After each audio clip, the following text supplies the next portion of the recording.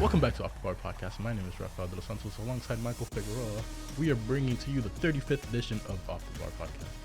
That was sick for an intro. That was pretty good. Yeah, today we're going to talk about our favorite teams, even though that doesn't count because you like Arsenal as well, and I don't believe in that. It's our It's called monogamy. We're It's a not- relationship between you and one team. See, according to my non-existent God, I'm allowed to have two. This man likes Real Madrid and Arsenal, which I think is illegal. My heart's But big it's enough for fine. both of them. Oh, okay. Reverse Grinch. Nice. No, but today we're going to be talking about Real Madrid and how they've been doing without the main man, Karim Benzema. Kareem the Dream. The rise Benzema. of Federico Valverde. The rise of Vini as well, and what he's been facing on and off the pitch, and how he has handled it with grace / funk. Also the rise of Rodrygo. The rise of Rodrygo as well. And the fall of Marco Asensio. For Asensio. We're also going to be talking about, at the very end, just the world rankings really quickly, really briefly, before heading into the World Cup. That should be fun because there's some wonky ones there. There's some goofy people up there. Like the U.S. No, I'm just kidding. All right. Hey, yo. Look, let's dive right into Real Madrid goodness.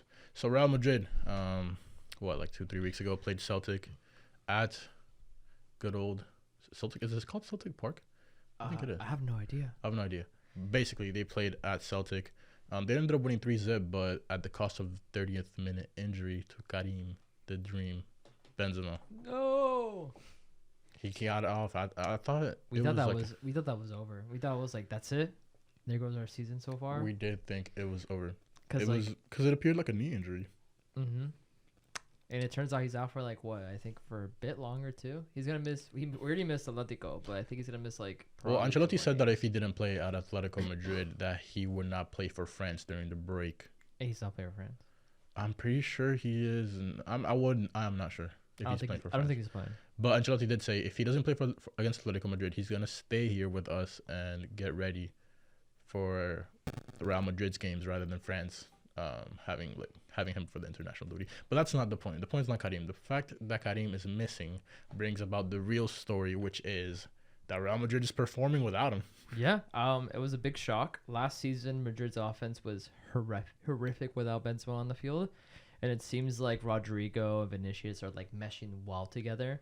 On top of that, it just feels like the team has a lot more, still has life in it, which was a big worry because Benzema literally was the only guy in offense we can count on.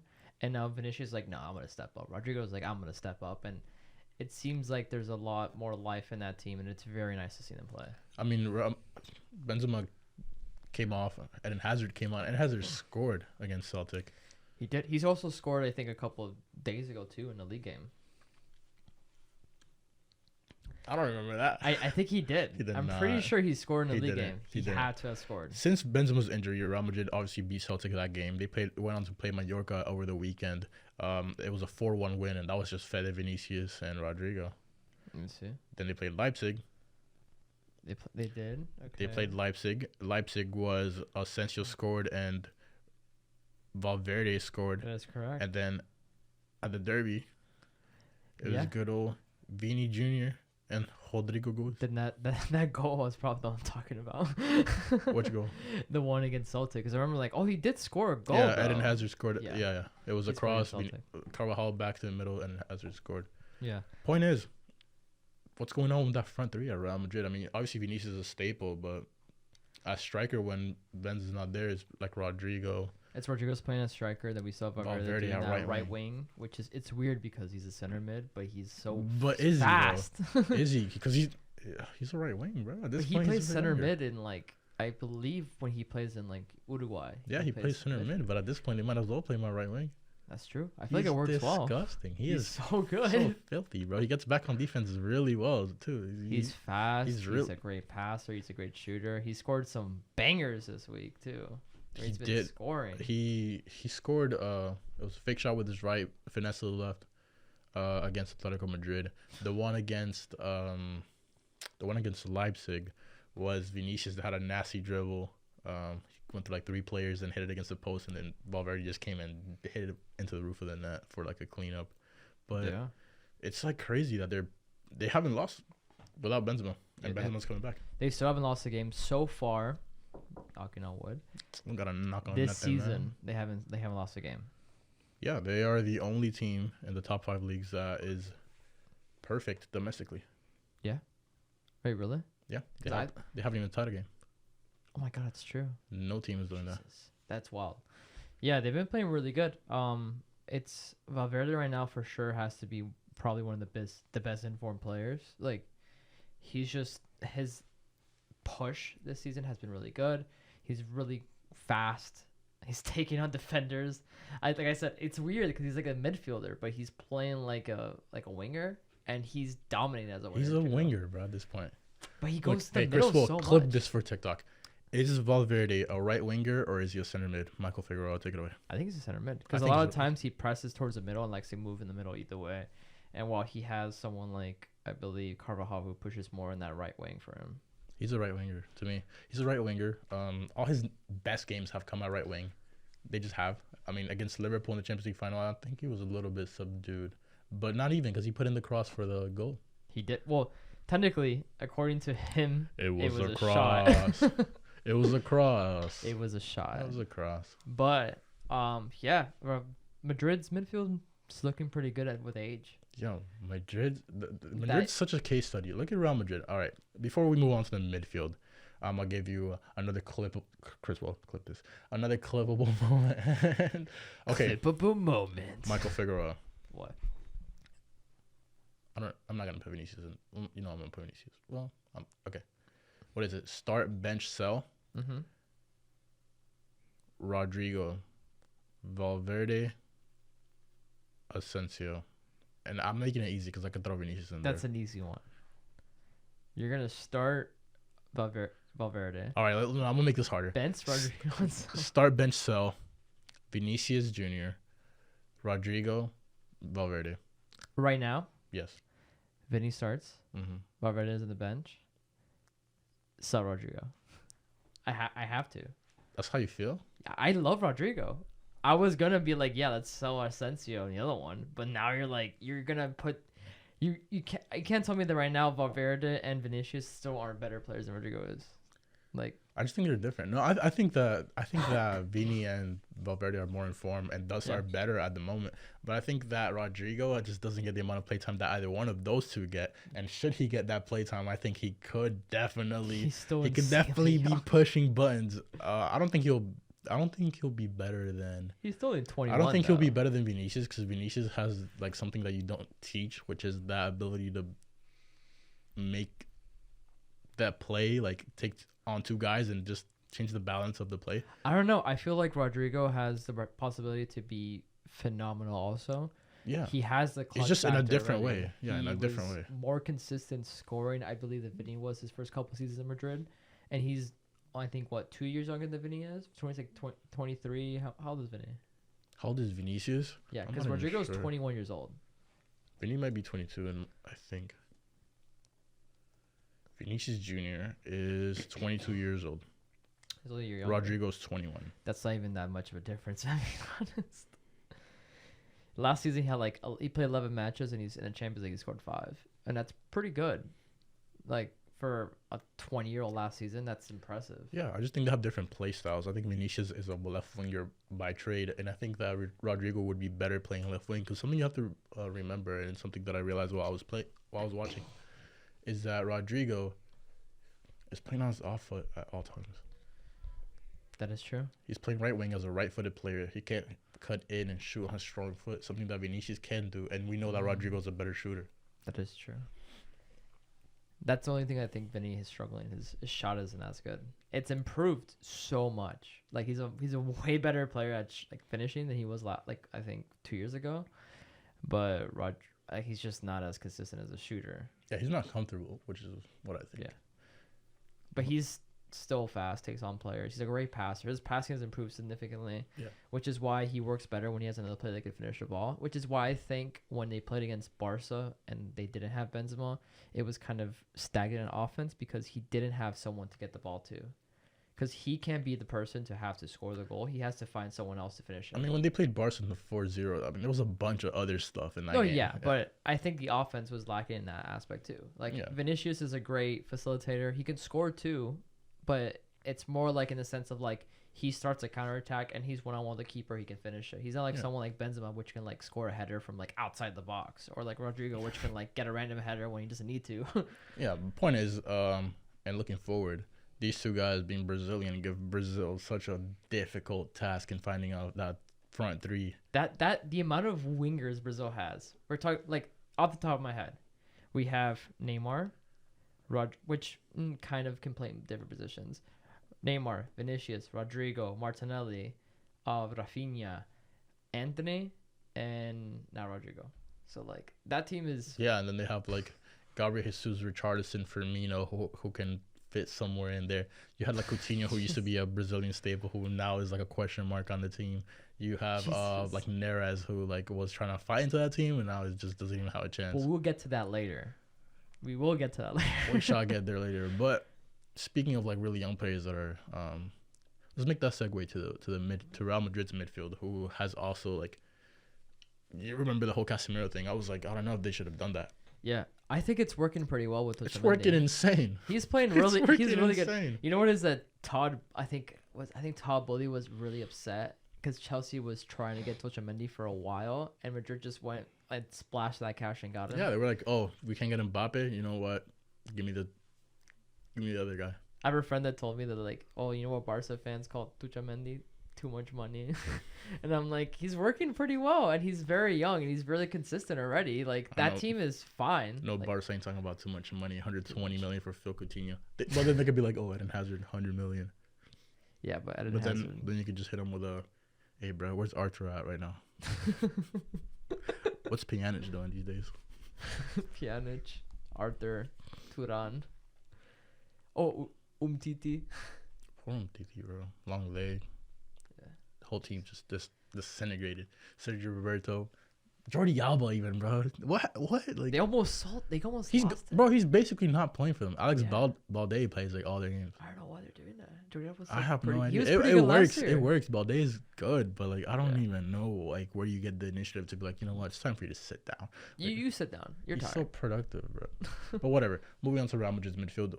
Going back to the Casemiro thing, I thought it was a mistake, and Tchouaméni has like changed the entire perspective on that midfield. Mm-hmm. And I think it is something that I was saying when I was judging Man United.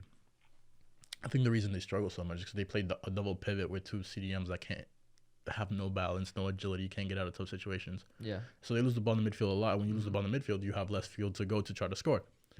Simple soccer stuff. What Real Madrid has done is gotten rid of a Casemiro that wasn't that agile, wasn't that good on the ball, and switched it for a Tchouaméni, who is good on the ball and is still strong and can make those interceptions. Put him next to Modric. We all know what Modric can do. Mm-hmm. And then you could put either Camavinga or Toni Kroos, whatever you're trying to do in that game. And Kroos is still playing really good. And then they even throw in Ceballos in there, and Ceballos does work, bro. Yeah, I think Ceballos last season showed that he can belong in this team. And that's someone that Ancelotti at first was kind of hesitant of keeping. And I think after a while, he played pretty good a couple of matches. We had to actually like play, and off the bench was fine. He's pretty solid. I mean, he should have scored in the final, but let's not talk about that. Dude, yeah. I'm sorry. If you're coming off the bench and you're 1v1 with Alisson, you got to score. It's a Champions League final, bro. Take a chip. Yeah. You're right. But good for Madrid. Madrid is pretty damn solid. Point is, I was a bit iffy on Real Madrid after losing Casemiro as to whether they were like Champions League favorites or whatever. But now that they've played without Benzema and have performed without Benzema, I would go as far as to say that Real Madrid are the Champions League favorites with Man City really close behind them. I don't know. I feel like Man City's still terrifying. I just think you have to give even if it's undeserved, you have to give an advantage to the incumbent champions. That's true. And it's not like Madrid have gotten weaker. Like, they're still playing at a pretty top level. Somehow. Because their younger players are performing more. Somehow. I also heard rumors, and this has been, like, going on for a while, that Madrid have been eyeing Bellingham for a while. And Jude Bellingham. Oh, my God. And I think Bellingham is also interested in the possibility of going to Spain. And I feel like it can work with the way that Rodrygo is kind of positioning, like, in these different areas, like, playing as a winger. And also that I feel like even if, you know, someone like, let's say Modric is close to leaving like in a couple of years. Yeah, he has 1 year left in his contract. Almost done too. Toni Kroos 32. Yeah, I feel like that team could still like without those two players, like the amount of like that talent and that midfield that they end up getting Bellingham if they do it is insane. Yeah. Like it's very young, pacey. It's players that can do multiple things at once. It's insane. I mean, Jude Bellingham would be Modric, like the replacement for Modric, and Camavinga would be the replacement for Kroos in a midfield. That would be Tchouaméni, Camavinga, Jude Bellingham. That's so crazy. Which is weird because they're all like under 22 or something. Like Madrid, it's very weird. It's very rare for an English player to go to Spain. Hey, bro. Shout out David Beckham. Shout out That's McManaman. What was the name?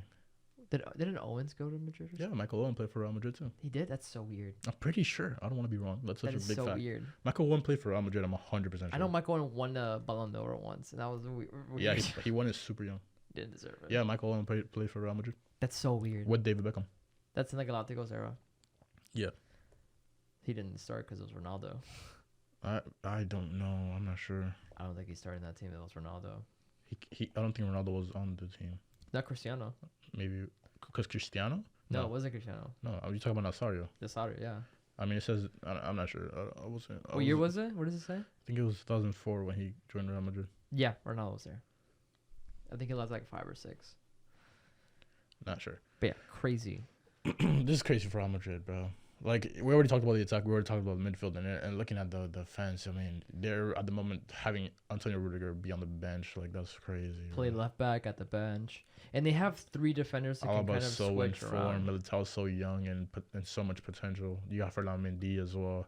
Yeah. Right back is only like, I don't know about that one. It's a bit shaky. I've been hearing that they're giving more playing time to Vinícius. I forgot his name. The other Vinícius. Oh, the right back from Shakhtar? Yes, they're giving him more playing time in Castilla. They might actually move him up to the first team for a bit. We'll see what happens with that. But if anything, they always have Eder Militao, who is currently at the moment playing right back for Brazil, that can play right back. I know that for a fact. So they could have Militao right back in Madrid and then have 2 center backs for Rudiger and Alaba. It's not bad. Yeah, and Alaba can also play left back with Mendy. That's what I was saying at the preseason, that it was such a crazy move from Ancelotti to have those guys that can just, they're like everyone's a Swiss Army knife except like Vinícius and like Benzema. They played those positions. Yeah. Everyone else can play like everywhere. That's true. The same thing with Modric. Modric can't really play. He's just a midfielder. Yeah, Modric is just a midfielder. I mean, every midfielder is just a midfielder, but yeah. Like you have like Valverde, who's a midfielder and a right winger. You have Rodrygo, who's a right winger and a striker. Then you have like, we already talked about the center back, like the center backs and the left backs. Just now, it's crazy. And then you have Courtois, who's the best goalie in the world. I feel like the reason why this works really well is because, like, I think the last pod we had discussion when I was like, this Madrid team, it seems like it just kind of morphs into whatever it needs to defeat. Yeah. Like you know that character from X-Men, the one that just kind of like shapeshifts. That's what the team does. Is that if they need to go against a team that needs they're going to cap ball position, they're going to dominate ball position, they're like, fine, we'll drop back, counter. We don't need the ball. The Madrid barely will have opportunities in the match, and they'll score, and then that's how they're dangerous. They just need one chance, and that's that's like respect to Ancelotti, who, to be honest, bro, at this point, after last year with Real Madrid and becoming the first manager to win in all 5 leagues, like the domestic cup, or not to win the league in all 5 leagues, and he won like the Champions League the most, I think, out of every manager. He won it twice with Real. He won it with Milan, I believe. Mm-hmm. And I think he also, that actually might be it. He won. No, I think Sir Alex might have. No, I think he won a lot of Champions League though. Is Ancelotti the winningest manager in Champions League history? Let's look it up. We have Michael Figueroa on the computer. I'm pretty sure it's not him. Yeah, he's the most decorated manager in UEFA Champions League, having the won trophy a record 4 times, occasions. Twice as an AC Milan and twice as Real Madrid. And those are the 2 teams with the most Champions Leagues. And you know what the craziest part is? That Zidane has 3. Yeah, Zidane has 3 in like 3 years. And he also, I think Ancelotti was the first one to win as a manager and as a player. Something that obviously Zidane has done as well. And Ancelotti has managed the team in 5 Champions League finals. He has a very rich history playing against Liverpool too, which is really funny. He's lost against Liverpool in the finals, and probably one of the best Champions League finals in history. Yeah. But shout out to him, because he literally came from Everton, where he was just not getting any respect, and then just switched around a Real Madrid team. And even with Xavi coming to Barcelona, they just don't even seem competitive. But look at Everton with him. They were like almost top 4. No, of course. and to relegation. Like that's how big his impact was in that team. I mean, they also lost like Richarlison. No, but and then they lost Richarlison Gylfi this season. Sigurdsson to his himself. Yeah, that's true. But they lost like Richarlison this season. Yeah. So like that, it's still crazy. Like he's a fantastic manager. Yeah, no, he's insane. But a story within the Real Madrid, Vini Jr. Trouble with the and what's been going on with Vinícius Jr. Not really off. I mean, on and off the pitch. Basically,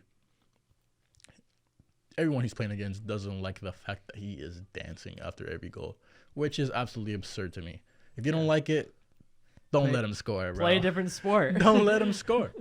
Like, it's the same thing for every sport ever. You don't like Odell hitting the whip on you in 2016 or whatever year it was. Don't let him score. You don't like Cam like dabbing after every touchdown. Don't let him score. Why is it with him that we can't have that happen? Like out of all the players, like everyone dances when they score a goal. Everyone does all these things when they score a goal. It's part of the sport. It's not even that. You want to make it like a real comparison. My entire thought process was this.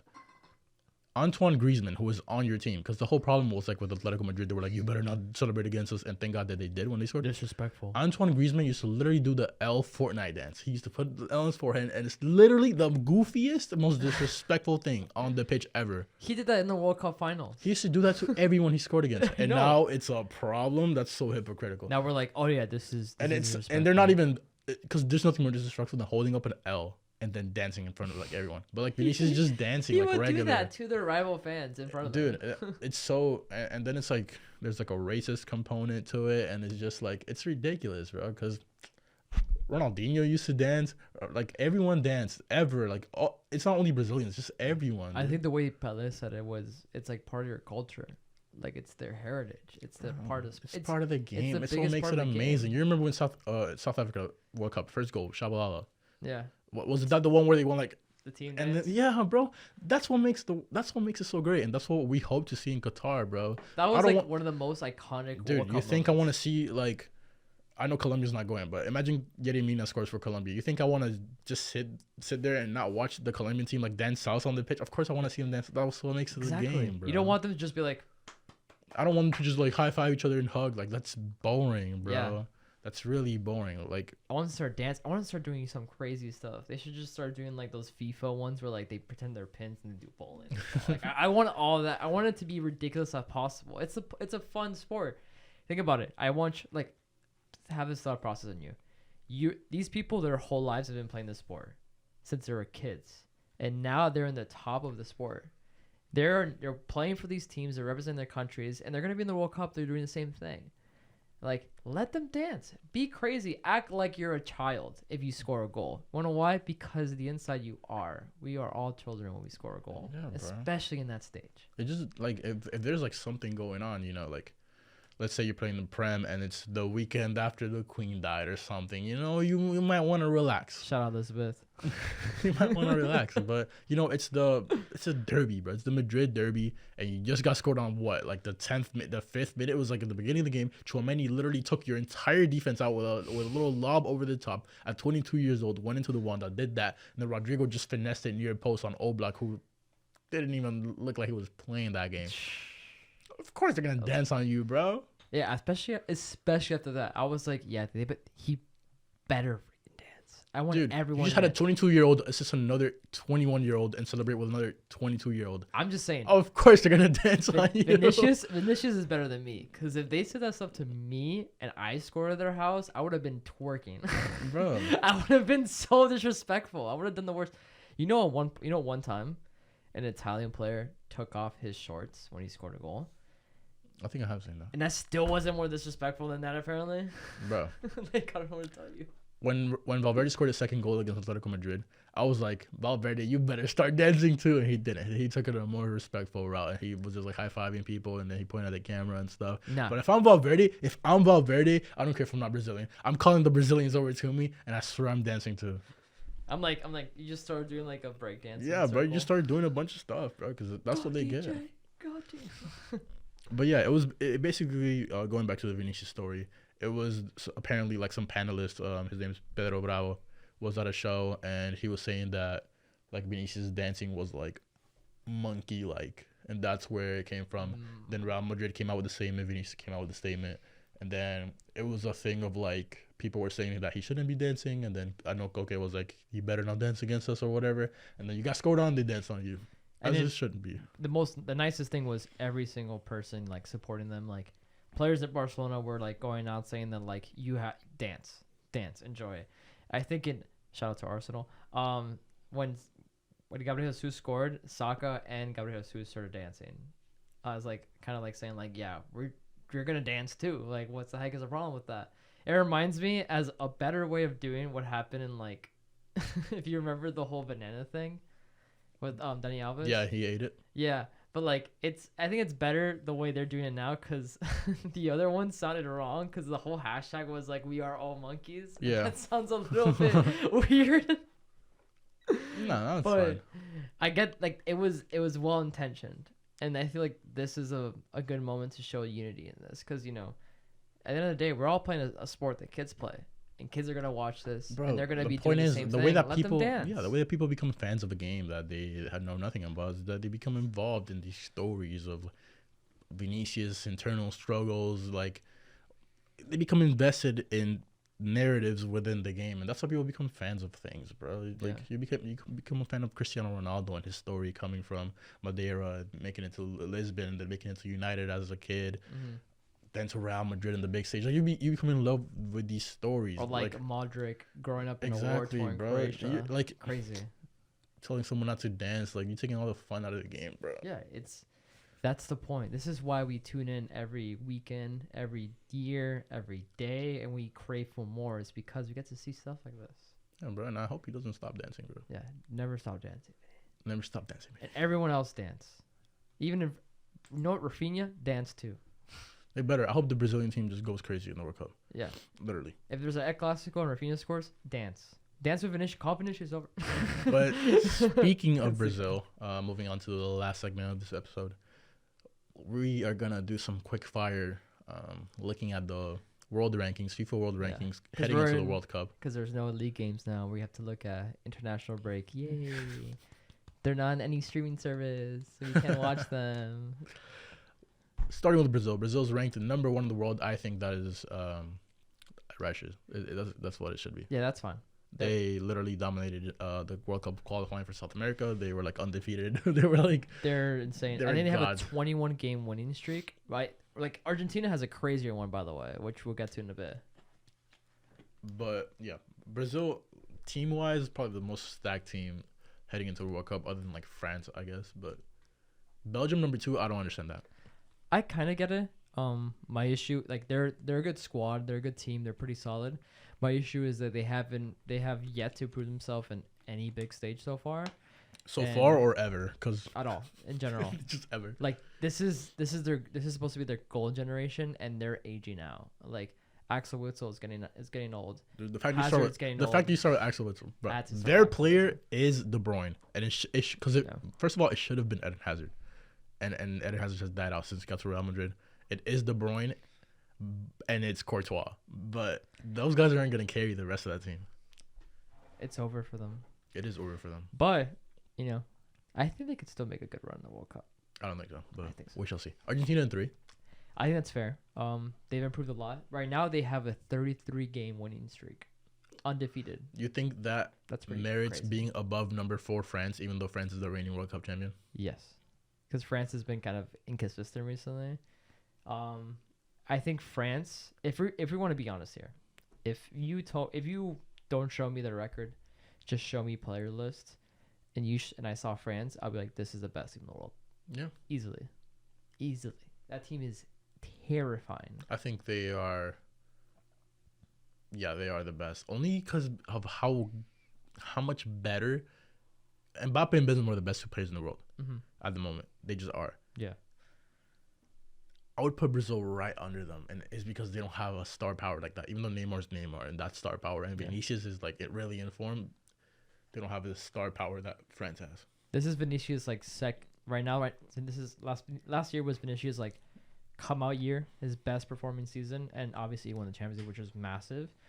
So this is him trying to continue that, and I think going to the World Cup, he has a lot to prove. He's definitely doing that. and he can do that. And it's like it's also a time where like this is technically supposed to be Neymar's last World Cup, so it's him basically kind of passing the mantle to the next generation. So Vini needs to show up this World Cup to kind of prove to himself that like I am in these discussions. I just think what puts France above everyone else is the fact that they have the best player in Spain, in Karim Benzema, and who is going to be the Ballon d'Or winner. Mm-hmm. Then you have Mbappe, the best player in France by far. And then you have Nkunku, who's the best player the best young talent. He was the best player in Germany last year by far. Yeah, that's crazy. Then you have the best young defender in France last season, Saliba. Saliba won the best young player in general in the. They have a nasty team. That team is terrifying. Like, and the thing is that they might not win this World Cup. If I'm being honest, I feel like they might not. But they're still young. Yeah. They have Chouameni and Camavinga that we spoke about earlier. The oldest player in that team will be probably Griezmann and Benzema. And maybe Lloris. It will be Lloris. Yeah. Those three players might not play in the next World Cup. But that's it. Yeah, they won't. That's it. But moving on to number 5, you have England, who is above Spain. I guess I can see why England's above Spain because England made it to the Euro final. Spain did not. Spain has a lot to prove. But I do think heading into the World Cup, Spain does have a stronger team. Talking about that midfield, you got Pedri and Gavi. England just needs to figure out a lot of things, in my opinion. I know Raheem Sterling should be 100% your left winger. I think probably Saka should be 100% your right winger. He won the best English Player of the Year with Harry Kane up top. I think that should be. They just have a lot to figure out because there's a difference between what Southgate likes and what he's consistent with, and the players he feels comfortable with, and who should be playing. Like I think without a shadow of a doubt, Jude Bellingham should definitely get a shout in the group stages to see if he could really be that guy. He should also stop playing Maguire as center back. Like, it's just what are his options, bro? Dyer, Ben White, there's so many more players you can play. I think I would, in terms of form, I think you should come out with Dyer and Ben White. I think Ben White might play like right back or something. He's playing right back now, but the thing is that you have Kyle Walker. You have Walker, James, and Trent. Like I feel like there's no point in using us as a right back when you can just put him as England just have a lot of things to figure out, but whatever you do, Aaron Ramsdale has to be your goalie. Yeah, Aaron Ramsdale's and Pickford at backup. Pickford is he plays really good for the national team though, and I think he has a pretty good rating right now in the Premier League. But I think Dean Henderson might be a shout. He's been playing out of his mind for Nottingham Forest. Mm-hmm. He's like the second goalie with the most points on fantasy. I think in the Prem. It's like ridiculous. I think he might be like behind like Ederson, Alisson, who are like they just get point. They get. It's more because they're in Liverpool and Man City respectively. Because today, England's playing against Italy, and I think they're starting Pope. Nick Pope is also really good. They have something to figure out there. There's a lot of that's really good English goalies. Nick Pope is really good, and he's gigantic, bro. He's like 6'6". He's like a mini Courtois, bro, and in no way mini. But Italy number 7, they're not going to the World Cup. Wait, what'd you say? Italy? What are you doing at 7? What are they doing at 7? What are they doing at 7? Yeah, listen, they were really good. Yeah, but how do you not make it to the World? Well, they just got beat by the game, bro. You know what I mean? North Macedonia is crazy, bro. You got beat by the game. That's why we watch this sport. You got beat by North Macedonia on a long shot. That's what dreams are made of, bro. That was Donnarumma's fault, and he's overrated goalkeeper. He's been playing really decent for PSG this season, though. I won't lie. Last season he was a fraud. He was horrible. That whole both legs against Real Madrid. Well, the second leg against Real Madrid. Oh my god. After that happened, he wasn't the same. He was done. But you have Netherlands in 8th place, who I also don't get. I don't get how Italy in 7th and Netherlands in the 8th are above. I disagree. Portugal in 9th. Netherlands were pretty solid, getting to obviously qualifying for the World Cup. They were a pretty solid team. They're playing pretty good football. They can actually make a nice run again. I don't think they'll win it, which poor Netherlands has gone to the finals 3 times and they have yet to win a World Cup. It's just they're cursed. They're not allowed to. They're just not allowed. Yeah, I think talking about that 9th place Portugal team, this is the best Portugal team since 2004 Euro or something, bro. This is their chance to win the World Cup. They have Diogo Jota, João Felix, they have Goncalo Guedes, they have Cristiano Ronaldo, they have a stacked What's going on with Portugal is what's going on with Argentina, where it's this is the best chance Messi and Ronaldo have to actually win this tournament once and for all. Yeah, and they have a chance to meet in the final. Yeah, which would be crazy, fantastic if it happens. Bro, that would be so crazy. If if Messi and Ronaldo play in the World Cup finals, I think Cristiano and runs. Messi wins, Quick fire. I think Portugal would beat Argentina. you think they could beat Argentina? I think all day. I don't know.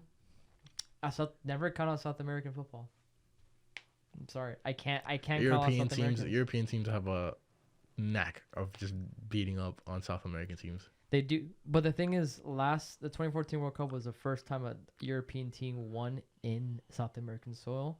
This is the first World Cup we're gonna have in the Middle East during a time period which isn't exactly like normal. So I think a lot of factors are gonna affect this World Cup because injuries are gonna be massive too. It's in the middle of the season. Teams are gonna be playing a certain way. They're gonna be more restrictive on who wants to play. Players don't want to get injured before the tournament. It's gonna be interesting one. I won't say it's gonna be a fun one because I feel like this World Cup they're gonna botch it, Qatar, but and that's what you get for what you did. You know what you did, you pieces of. Yeah. But quick fire, the last let's go like top 15 or something. You got Denmark. You got Denmark. They had a really good Euro showing, but obviously I don't know. I don't think they deserve to be above. Germany out of the top 10. That's impressive. You got Germany at 11th. We will see a really strong German team in that World Cup. I disagree with some of these we're gonna see now. You got just keep going and now start saying we just say after when we disagree. Mexico's in 12th. I have no idea why they're above the U.S. Makes no sense. Uruguay in 13th, I guess. U.S. in the 14th. No shot. Mexico deserves to be above the U.S. The U.S. beat them in the Gold Cup and the CONCACAF Nations League with their second team. No idea why. You got beat in both tournaments. And Mexico's doing really bad. Like they're really out of form. Croatia, who has the sickest kids in the World Cup. If you have not seen them, I sort of got to go see them. They are disgusting. They're basically both kits. You know how the home kit is usually like the flag, like the emblem. Yeah. They're both like that.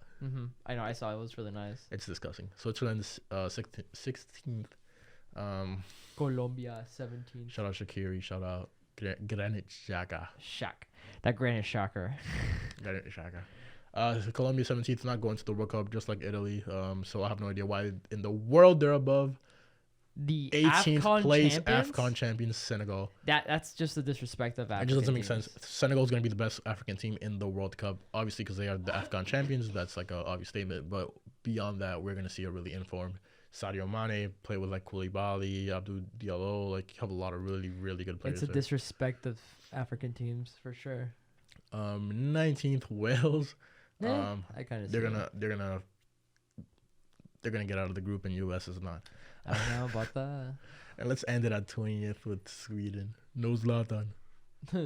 There's no World Cup without Zlatan. Yeah, no. There has been multiple World Cups without Zlatan. Matter of fact. But yeah, this has been like a pretty quick episode of looking to Real Madrid, how they've been doing again without good old Karim the Dream Benzema. Karim El Gato. El gato. But yeah, if this episode hasn't made you scared of Real Madrid and Champions League, I don't know what will. If you're not scared now, you're gonna be scared for the next decade. Vinicius. Nah, bro, Chouameni. Valverde. But yeah, hashtag Vini keep dancing. And hashtag FIFA. What are these rankings? Exactly. But the FIFA rankings are always pretty bad. Yeah, that's very FIFA of them. They're like, hey guys, how about we have bad rankings and then we also give the World Cup to Qatar? Yeah, I'm never getting over that. You don't deserve it. Let's finish it on this. They don't deserve it. One word answers. 2 questions. Ready? Who's winning the Champions League? 1, 2, 3. Real Madrid. Who's winning the World Cup? 1, 2, 3. Brazil. France. It's crazy because I couldn't think of what team I wanted to win the World Cup, but I wanted to say Brazil. But ended there, Chris. No, I'm just kidding. These are my 2 picks, actually. I think Brazil or Belgium. I think, no, you're out of your mind with that Belgium stuff. I think Brazil's going to win the World Cup. And with that being said, my name has been Rafael De Los Santos, alongside Michael Figueroa. This has been the 35th edition of the Bar Podcast, and we will catch you next time.